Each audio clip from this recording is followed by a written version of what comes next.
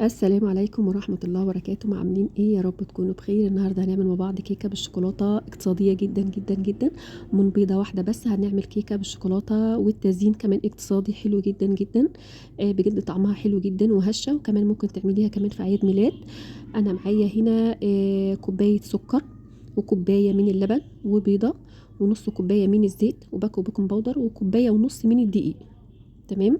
انا طبعا هاخد السكر واللبن والزيت والكاكاو الخام، هضربهم في الخلاط. هضرب الثلاث حاجات دول كده في الخلاط مع الزيت، وبعد كده هاخد منهم كوبايه واحطها في التلاجة، والباقي هعمل بيه الكيكه.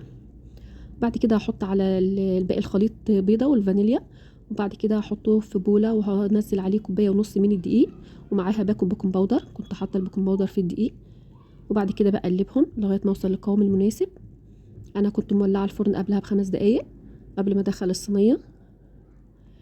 تمام. وبطنت الصينيه بالسمنه والدقيق، وبعد كده هنزل بالخليط لغايه ما تستوي معاكي.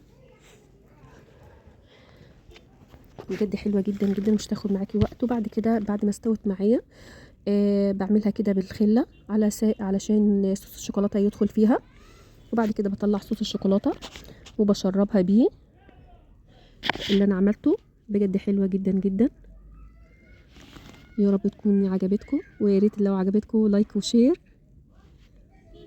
وبعد كده بزينها. انا عندي هنا اشتريت شوكولاته السايله اللي هي بيحبوها العيال.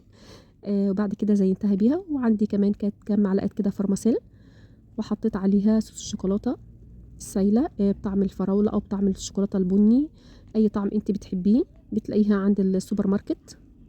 بجد طعمها حلو جدا جدا، وبتدي لذيذه كده مع الكيكه.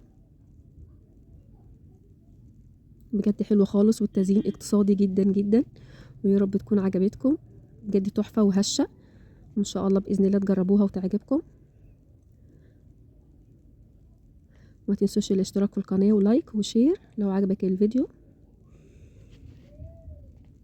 بجد هشه جدا جدا، يعني بيضه واحده بس عملت لي الحلاوه دي.